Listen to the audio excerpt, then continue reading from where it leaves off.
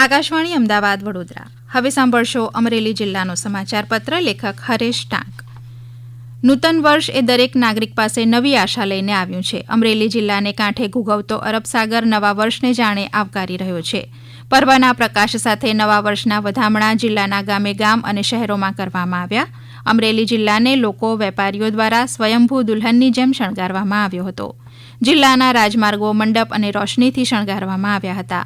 અમરેલીના ધારાસભ્ય અને ગુજરાત સરકારના કાયદા મંત્રી કૌશિકભાઈ વેકરિયાને ગુજરાત સરકારમાં રાજ્યકક્ષાના મંત્રીનું સ્થાન મળતા તેઓને જિલ્લાના મતદારો તેમજ દરેક સમાજના આગેવાનોએ આવકાર્યા હતા.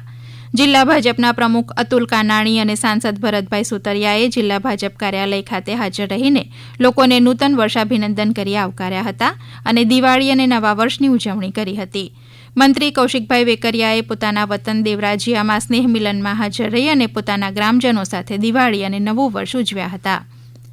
જગતના તાત એવા ખેડૂતોએ પોતાનું નવું વર્ષ નવા પાકોની આવક અને લહાણી કરી પોતાના પરિવાર સાથે ઉજવ્યું હતું.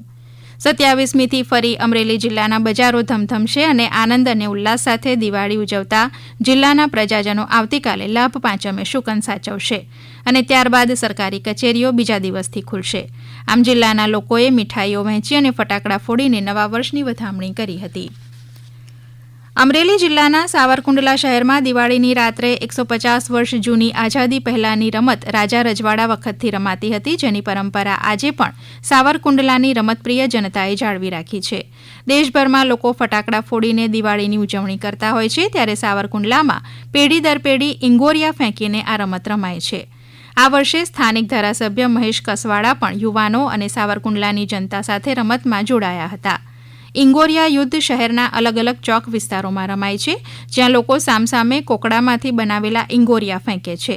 રમત રાત્રિના સમયે સ્ટ્રીટ લાઇટ બંધ કરીને રમવામાં આવે છે, જે એક અનોખો માહોલ બનાવે છે.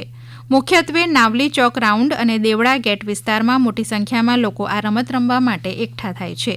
આ પરંપરાગત રમત જોવા માટે અને રમવા માટે રાજકોટ, ભાવનગર, સુરત, અમદાવાદ અને મુંબઈ જેવા શહેરોમાંથી પણ લોકો ખાસ દિવાળી કરવા સાવરકુંડલા આવે છે. જ્યારે વિદેશથી પણ લોકો પોતાના માદરે વતન કેનેડા અને અમેરિકાથી પણ રમત રમવા અને જોવા માટે આવે છે. ધારી નજીક આંબરડી સફારી પાર્કમાં સિંહ દર્શન માટે પ્રવાસીઓની ભીડ ઉમટી રહી છે. દિવાળી પર્વની રજામાં પ્રવાસીઓના ધસારાને ધ્યાને લઈ વન વિભાગ દ્વારા વધારાની 6 બસો પણ મૂકવામાં આવી છે. પાર્કનો સિંહ દર્શનનો સમય 4 કલાક સુધી વધારવામાં આવ્યો છે.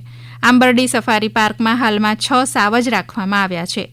અહીં તહેવારો સિવાયના દિવસોમાં પણ પ્રવાસીઓની મોટી સંખ્યામાં અવરજવર રહે છે, પરંતુ દિવાળી પર્વની રજાઓના સમયગાળા દરમિયાન માત્ર ગુજરાત જ નહીં પરંતુ દેશભરમાંથી પ્રવાસીઓ મોટી સંખ્યામાં ઉમટે છે. સાંસદ ભરતભાઈ સુતરિયા અને ધારાસભ્ય જનકભાઈ તળાવિયા સહિતના આગેવાનોની પ્રેરક ઉપસ્થિતિમાં નેક્સ્ટ જનરેશન જીએસટી રિફોર્મ્સ અને આત્મનિર્ભર ભારત અભિયાનના મહત્વ ઉપર પ્રકાશ પાડવા માટે લાઠી ખાતે એક પ્રબુદ્ધ નાગરિક સંમેલનનું આયોજન કરવામાં આવ્યું હતું. આ સંમેલનમાં સ્થાનિક પ્રજાને આ મહત્વપૂર્ણ રાષ્ટ્રીય નીતિઓ વિશે જાગૃત કરવામાં આવી હતી. લાઠી તાલુકાનું પ્રતાપગઢ ગામ તેની એકતાના કારણે આદર્શ ગામ ગણાય છે, કારણ કે છેલ્લા 40 વર્ષથી ગામમાં એક પણ પોલીસ કેસ નોંધાયો નથી. ઝઘડા કે વાદ વિવાદ જેવી પરિસ્થિતિ ક્યારેય પોલીસ મથક સુધી પહોંચતી નથી, જેના કારણે ગામની શાંતિ અને એકતા ઉડીને આંખે વળગે છે અને તેના કારણે જ ગામનો વિકાસ પણ શક્ય બન્યો છે. ગામમાં છેલ્લા કેટલાક વર્ષો દરમિયાન 50 લાખથી વધુના વિકાસ કામો હાથ ધરવામાં આવ્યા છે. ગામમાં પાકા રસ્તા માટે ગટર વ્યવસ્થા ઊભી કરાઈ છે. પાણીની લાઇન ઉપરાંત સ્ટ્રીટ લાઇટ અને સીસીટીવી કેમેરાની સુવિધા પણ ઊભી કરવામાં આવી છે. લાઠીથી પ્રતાપગઢ ગામ 3 કિલોમીટર દૂર છે અને આ 3 કિલોમીટરના રસ્તા ઉપર બંને બાજુ વૃક્ષારોપણ કરી ગામને હરિયાળું બનાવાયું છે. આપ સાંભળી રહ્યા હતા અમરેલી જિલ્લાનો સમાચાર પત્ર. લેખક હરેશ ટાંક. પ્રસારણ આકાશવાણીના અમદાવાદ વડોદરા કેન્દ્ર પરથી કરવામાં આવ્યું.